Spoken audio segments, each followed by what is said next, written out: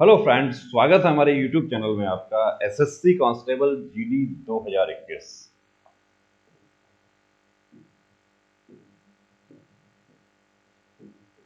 SSC GD 2021 बहुत बड़ी भर्ती है, बहुत उम्मीदों वाली भर्ती है कि गांव का युवा जो है वो पिछले 2 साल से 3 साल से 4 साल से गांव की पगडंडी पर दौड़ रहा है और अब मौका आ गया है कि अब परिणाम मिलने वाला है। अब देखिए, इस भर्ती में क्या होता है कि शिफ्ट्स में एग्जाम होता है। आपको पता है कि भर्ती जो है वो लगभग 1 महीने तक चली है, अभी भी 2-3 दिन बचा हुआ है। लास्ट एग्जाम होने वाला है। रोज 3 शिफ्ट में एग्जाम हुआ है। First, second, third exam shifts में हुए हैं। तो जब शिफ्ट्स में एग्जाम होता है तो यहाँ पर देखिए कुछ कमेंट्स हमने दिए हैं। यहाँ संतोष कहते हैं, सर पेपर हार्ड था, ओनली 56 अटेम्प्ट हुए हैं, टाइम नहीं मिला, और 54 करेक्ट है। I am from Maharashtra, general category, मुझे क्या करना चाहिए। अब ऐसे ही हम एक दूसरा कमेंट आपको और दिखाते हैं जिसमें, सर मैंने 65 नंबर बन रहे हैं, 100% राजस्थान एसटी कैटेगरी से हूं और मेरी एग्जाम 2 दिसंबर 2021 को सेकंड शिफ्ट में थी, one of the hardest shift थी, तो क्या फिजिकल की तैयारी करनी चाहिए कि नहीं। अब हार्डेस्ट शिफ्ट थी और नॉर्मल शिफ्ट थी। एक तो आसान शिफ्ट थी और एक शिफ्ट जो है वो हार्ड। यानी कि जब शिफ्ट्स में एग्जाम होता है, यानी कि जब देखिए मैं आपको बताऊं कि 25 साल पुरानी बात मैं आपको बताता हूं कि जब मैंने भी कभी आपकी तरह पहला एग्जाम दिया था, वो एसएससी का ही था, तो उसमें एक ही दिन एग्जाम हुआ था। किसी प्रकार का कोई नॉर्मलाइजेशन की बात ही नहीं थी। हाँ, मैं उस एग्जाम में पास नहीं हुआ था, ये भी बता देता हूँ। उसके बाद दूसरा जो दिया था उसमें पास हुआ था। हालांकि फौज में काम करने का मौका मिला मुझे, लेकिन जो एसएससी वाला जो था उसमें पास नहीं हुआ था। ये कांस्टेबल का नहीं होता था उस समय। अब नॉर्मलाइजेशन क्या है, नॉर्मलाइजेशन प्रक्रिया क्या है।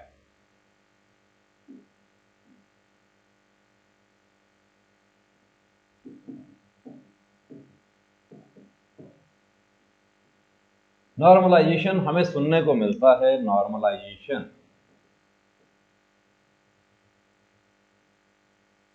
कुछ हमारे साथी कहते हैं कि मेरे नॉर्मलाइजेशन में कम हो गए, कुछ कहते हैं मेरे बढ़ गए। इसकी वजह क्या है, बढ़ गए या कम हो गए, क्यों हो गए।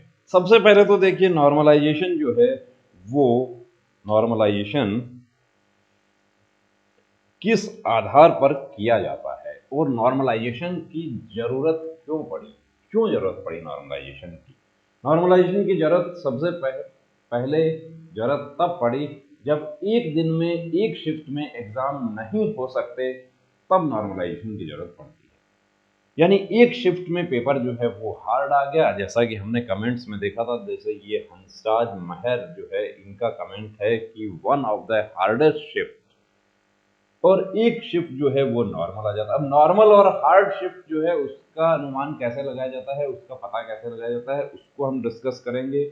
यदि आपकी हार्ड शिफ्ट थी, जैसे कि ये कहते हैं कि मैंने 65 ही किया है, और दूसरा जो हमारा कैंडिडेट जो था वो कहता था कि मैंने 54 ही किया है, और कुछ हमारे साथी ऐसे हैं कि जो कहते हैं कि हमने तो 80 किया है या 85 किया है, 90 भी किया है। तो ये, यानी इसका मतलब तो ये होगा कि अलग अलग शिफ्ट में जब एग्जाम होता है तो principles of natural justice follow नहीं होगा। किसी दिन पेपर आसान आ गया, उन साथियों को फायदा हो जाएगा, और किसी दिन पेपर यदि हार्ड आ गया किसी शिफ्ट में, उनका नुकसान हो जाएगा। तो ये तो किस्मत की बात हो गई कि आपका किस दिन आपका एग्जाम होता है, उस दिन पेपर कैसा आता है। तो इसी को बैलेंस करने के लिए नॉर्मलाइजेशन की जरूरत पड़ी, और ये जो वर्ड नॉर्मलाइजेशन है, ये वहां से इसका ओरिजिन होता है, इसका उद्गम वहां से होता है। नॉर्मलाइजेशन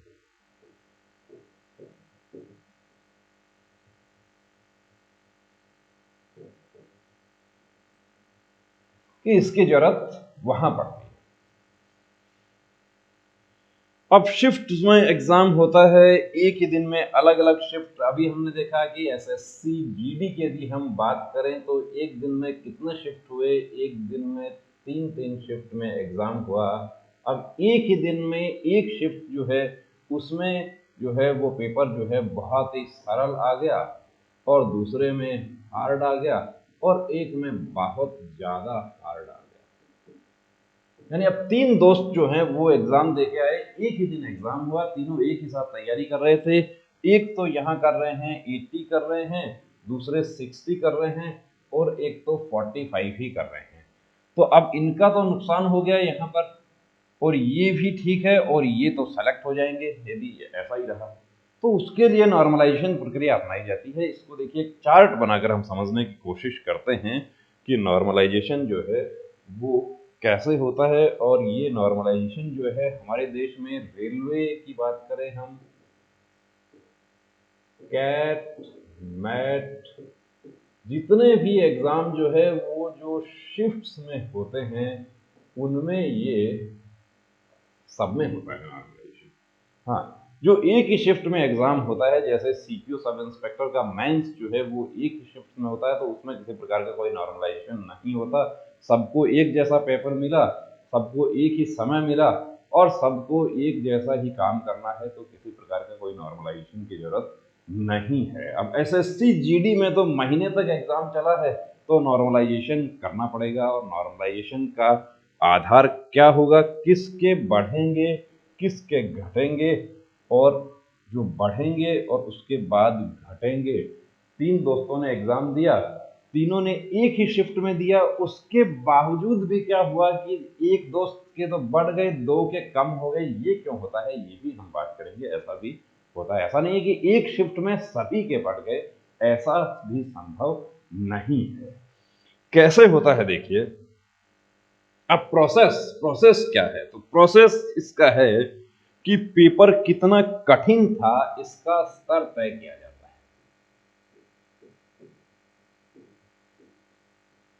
कितना कठिन पेपर था इसका लेवल, या कहें कि इसका स्तर तय किया जाता है। कौन करता है, एसएससी तय करती है। आप तय नहीं करते हैं, एसएससी वाले तय करेंगे। एसएससी का स्टाफ है वो तय करेगा कि परीक्षा के पहले दिन पेपर कठिन था, उस दिन कोई 75 नंबर लाता है, यानी कि कठिन था उस दिन कोई 75 नंबर लाता है तो उसे 100 मान लिया जाता है। और इसके विपरीत जिस दिन सरल था, जिस शिफ्ट में सरल था, उस दिन कोई यदि 100 लाता है तो उसे 75 मान लिया जाता है। अब आप लोग ये कहेंगे कि ये मान लिया जाता है, कैसे मान लिया जाता है। अभी हम देखिए पूरी तरीके से इसको डिस्कस करेंगे और आपको पूरा समझाने की कोशिश करेंगे। जो हमारे साथी पहली बार एग्जाम दे रहे हैं उनको इसमें बड़ा डाउट होता है। और पिछली भर्ती जो एसएससी जीडी की हुई थी उसमें भी कुछ कैंडिडेट्स ने कहा था कि मेरे दोस्त के 5 नंबर बढ़ गए, मेरे 8 नंबर कम हो गए, मुझे रिट पिटीशन दाखिल करनी चाहिए क्या।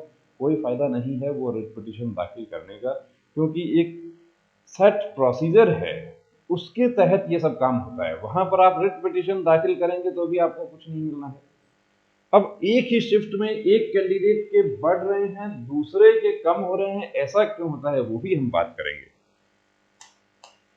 अब 100 मान लिया जाता है, कैसे मान लिया जाता है, देखिए एक चार्ट के अनुसार हम यहाँ पर बात करेंगे। एक चार्ट बनाना पड़ेगा हमें यहाँ पे।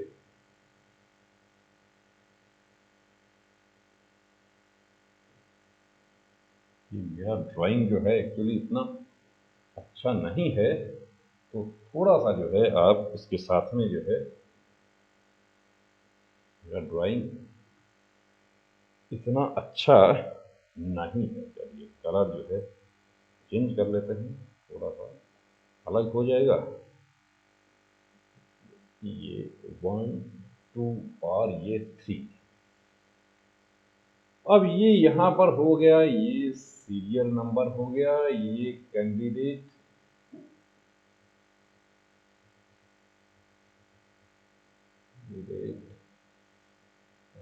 ये भी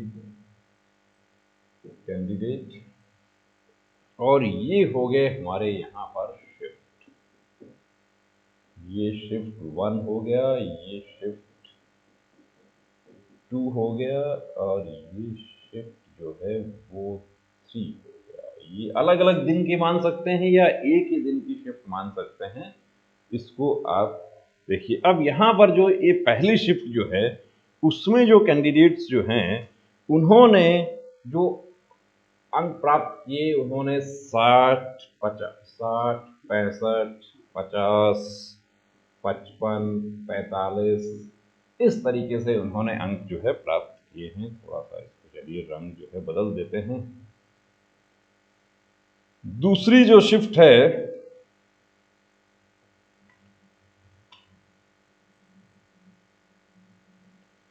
उसमें भी जैसे 50, 55, 45 इस तरीके से अंक प्राप्त किए। कैंडिडेट की बात कर रहे हैं हम कि कुछ कैंडिडेट्स, और ये जो है कुछ कैंडिडेट्स, और शिफ्ट 2 जो है, या यहाँ पर हम कहें कि एक ही कैंडिडेट है और ये दूसरे कैंडिडेट हैं, ये 60 ले रहे हैं, ये 50 ले रहे हैं। और शिफ्ट 2 जो है उसमें यदि हम बात करते हैं तो शिफ्ट 2 में 100 लिया जा रहा है और दूसरा कैंडिडेट जो है वो 80 ले रहे हैं। और तीसरी शिफ्ट के लिए हम बात करें, ये 90 ले रहे हैं, ये 95 ले रहे हैं।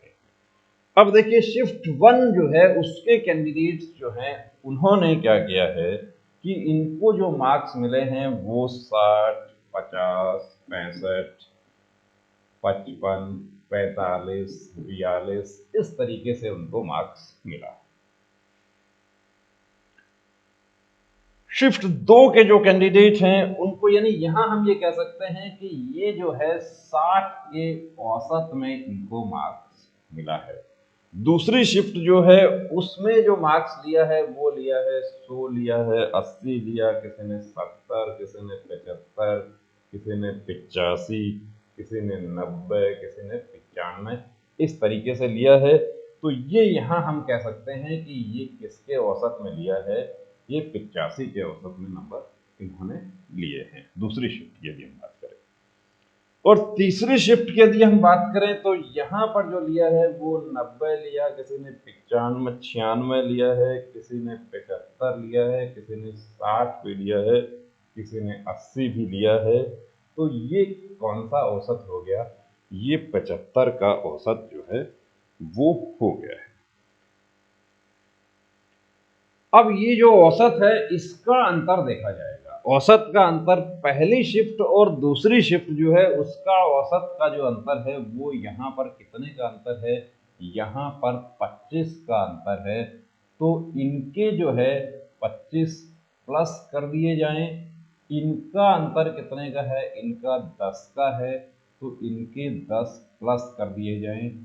ये औसत जो है इसके आधार पर नॉर्मलाइजेशन होता है। अब कुछ हमारे साथी जो है ये वो कहते हैं कि मेरे दोस्तों के तो बढ़े हैं, यानी कि जैसे हम तीसरी शिफ्ट की बात करें तो इसमें जो एवरेज निकाला गया वो 75 का रहा और जो 10-10 नंबर बढ़ा है। लेकिन ऐसा नहीं है कि सबका ही 10 बढ़े, अब आपने कितना किया है उसके अकॉर्डिंग बढ़ेगा। अब इसमें भी कोई हमारे साथी ऐसे हैं कि जिन्होंने यहाँ पर क्या किया कि 100 कर दिया। अब 100 कर दिया, उसमें आपके गलत कितने हो गए वो भी देखा जाएगा। अब इस बार तो नेगेटिव है एसएससी जीडी में, तो गलत कितना हुआ उससे आपका बैलेंस करने में एसएससी को और ज्यादा आसानी हो जाएगी। गलत ज्यादा हो गए तो वहां पर आपके ये 10 बढ़ने के बजाय आपके 5 कम भी हो सकते हैं। तो जो जितना ज्यादा जो रिस्क उठाता है उसको नॉर्मलाइजेशन में उतना ही रिस्क उसको उठाना पड़ता है। तो ये नॉर्मलाइजेशन की प्रक्रिया जो है ये एक नॉर्मल चार्ट से हमने समझने की कोशिश की है, ये आपको समझ आया होगा। और इसमें यदि आपका कोई डाउट लगता है तो आप कमेंट कर सकते हैं, कमेंट करके हमें बताइए कि आपको कितना रहा। और ये यदि आपका पेपर, जैसे कमेंट पीछे हमने देखे थे कि पेपर जो था वो हार्ड था, जैसे हम यहाँ पर देख रहे हैं कि संतोष कहते हैं कि मैं 56 ही अटेम्प्ट किया और पेपर जो था वो बहुत हार्ड था। तो पेपर हार्ड था तो संतोष के निश्चित रूप से यहाँ बढ़ेंगे मार्क्स। जब रिजल्ट आएगा तो संतोष चाहे कमेंट करके हमें बता देंगे कि संतोष के मार्क्स बढ़ेंगे, कितने बढ़ेंगे ये तो डिपेंड करेगा कि जो पेपर का जो लेवल है वो उसका एवरेज एसएससी कितना बनाती है उसके अकॉर्डिंग बढ़ेगा। दूसरा कमेंट हमें ये बहन का था, ये कहती हैं कि सेकंड शिफ्ट में था, one of the hardest shift थी, 65 किया है। अब इनके जो दोस्त हैं उनको 85 किया। अब उस दिन तो जो था वो सरल था शिफ्ट और इनका हार्ड था, तो इनका भी प्लस होगा। अब ऐसा मैं नहीं कहूँगा कि इनका 20 बढ़ जाएगा, इनका कितना बढ़ेगा, ये बढ़ेगा जितना इन्होंने किया है उसमें से कितना इनका एक्यूरेसी है उसके अकॉर्डिंग बढ़ेगा। और जो हमारे साथियों का कम होता है वो भी एक्यूरेसी कितना आपने किया है और कितनी एक्यूरेसी है आपकी उसके अकॉर्डिंग कम होता है। तो दोस्तों यदि आपके कम भी आपके आ रहे हैं, जैसे देखिए मैंने 70 क्वेश्चंस किए हैं, 1 से 2 क्वेश्चन पे डाउट है, यूपी से हूँ, बॉर्डर डिस्ट्रिक्ट।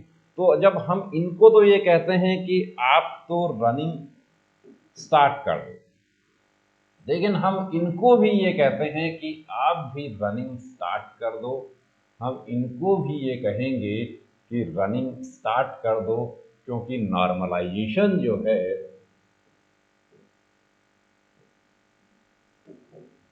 वो होगा, और नॉर्मलाइजेशन होगा तो जिनके कम अभी मार्क्स आ रहे हैं उनको फायदा होगा, उनके बढ़ेंगे। एक्यूरेसी कितनी है, कितना आपने किया है, यदि किसी ने 45 भी किया है और वो 45 एक्यूरेट 45 सही है, एक भी गलत नहीं है, तो उनके 20 या 25 भी बढ़ सकते हैं उनके।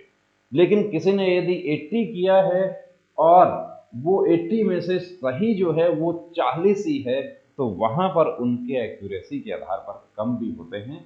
ये नॉर्मलाइजेशन की प्रक्रिया है और ये एसएससी जीडी में ही नहीं, ये एसएससी के सभी एग्जाम्स में, रेलवे के एग्जाम्स में, कैट मैट जितना भी हमारे देश में शिफ्ट्स में जो एग्जाम होता है उनमें सब में होता है।